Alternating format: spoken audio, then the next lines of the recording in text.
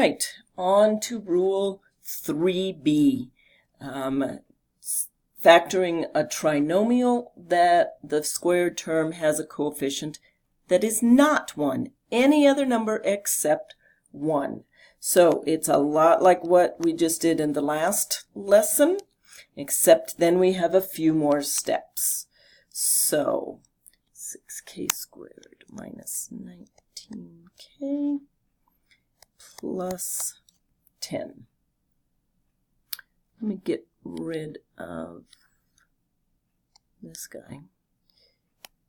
Okay, so rule number 1, are there any greatest common factors? There are not. Rule number 2, is it a special factoring form? Not yet. Rule number 3, is it a trinomial? Yes. Rule 3a, does this guy have a 1 coefficient? He does not. So we go on to Rule 3b.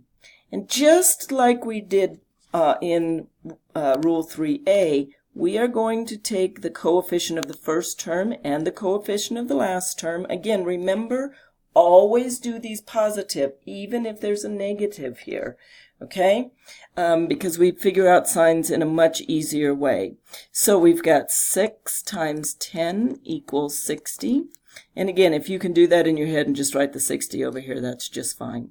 Now let's go ahead and take all the factors of 60. So 1 times 60, 2 times 30, 3 times 20, 4 times 15, 5 times 12, 6 times 10, 7 doesn't go into it, 8 doesn't go into it, 9 doesn't go into it, 10 does, but I already have that here. So I now have all the pairs, and I didn't miss any. Now I need to find the one pair where when I add them together in any combination of signs, I get negative 19.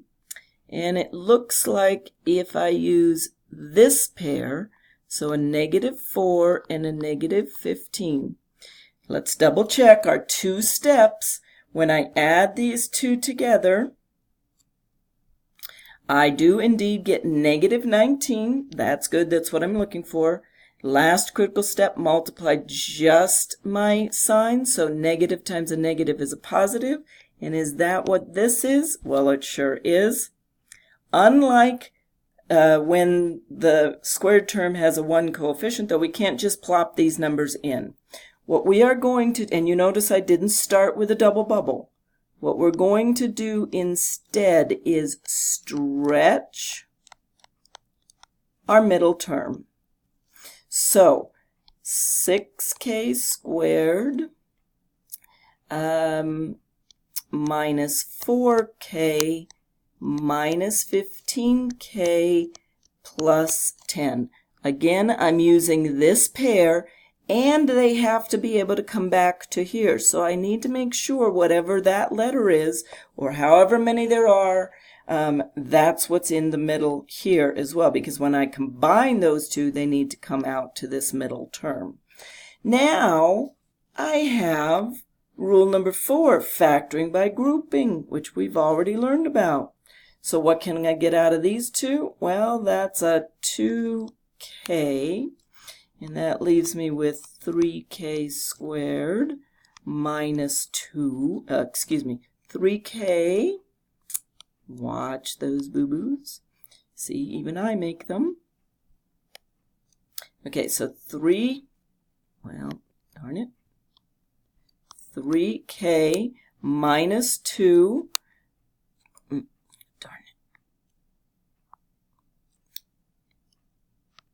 This eraser thing sometimes is a little difficult, but 3k squared, oh yes, I did want that. And then remember, just bring this down.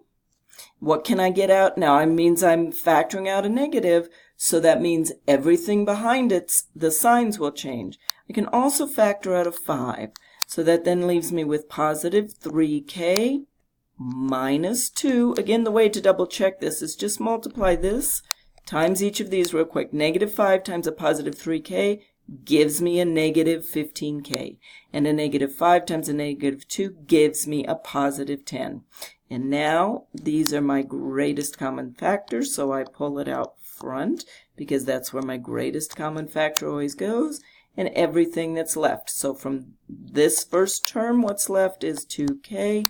From the second one is this. And I'm done. Okay? Let's just check this one real quick, just to show. Okay, 3k times 2k is 6k squared. 3k times negative 5 is negative 15k. 2 times negative 2 times 2k is negative 4k, and negative 2 times negative 5 is positive 10. Now I have these two like terms to combine, so 6k squared minus 19k plus 10, and look at that, I come right back to what I started with. Okay, let's do another example. Okay, 6. Having a little trouble. I think I forgot to eat lunch. 6r squared plus 13r minus 5. Well, rule number 1, are there any greatest common factors? Nope. Rule number 2, is it a special factoring form? Nope, we'll get to that next time. Rule number 3, is it a trinomial? Yes, and it's 3b because it has a number on the squared term other than 1. So take this times this. Remember again, always positives. So 6 times 5 equals 30. It is not wanting to write right now. 30. Okay, so 1 times 30, 2 times 15, 3 times 10, 4 doesn't go into it, 5 times 6. Next one's 6, so it means I've got everything. Once again, I'm going to do something and show you how important these two steps are now. If I take this should be a positive 3 and a positive 10. When I add these two together, do I get positive 13? I certainly do. Last critical step, multiply just my signs. Positive times a positive is a positive, and that is not what this is. So I cannot use this. Fortunately, I have another pair. Let's see, this would have to be a negative 2 and a positive 15. When I add these two together, do I get a positive 13? I certainly do. Last critical step, negative times a positive gives me a negative, and that is what this is. So I'm good to go. I'm going to use this pair and stretch my middle term.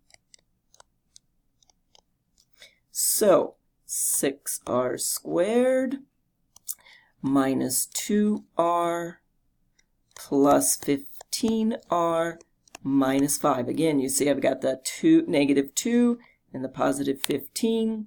These two just stay the same. Now I'm going to factor by grouping. So I can get a 2r. That leaves me with 3r minus 1.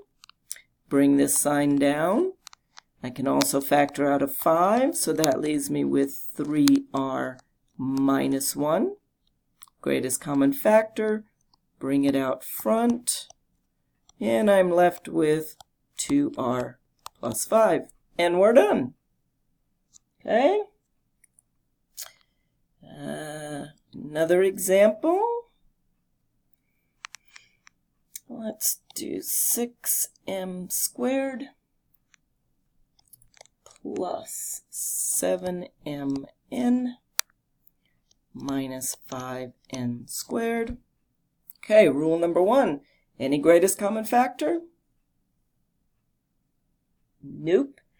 Rule number 2, is it a special factoring form? It is not.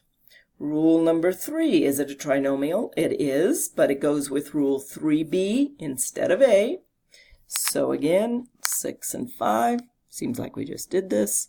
6 times 5 equals 30. 1 times 30, 2 times 15, 3 times 10, 4 doesn't go into it, 5 times 6. Okay, so now I need to get a positive 7. So that would be minus 3, plus 10. When I add these two together, do I get a positive 7? The answer is yes. Last critical step, negative times a positive is a negative, and that's what this guy is. So, ready to stretch our middle term. So, minus 3 m n. And you see, because that's what this is, that's what this has to be too. Plus 10mn minus 5n squared. And now I'll just factor by grouping. So now I can get a 3m out. That leaves me with 2m minus n. And just bring this sign down, and I can also factor a 5n out. And that leaves me with 2m minus n. Nice. And that's my greatest common factor, minus n. And what's left over? M plus 5n. And I'm done.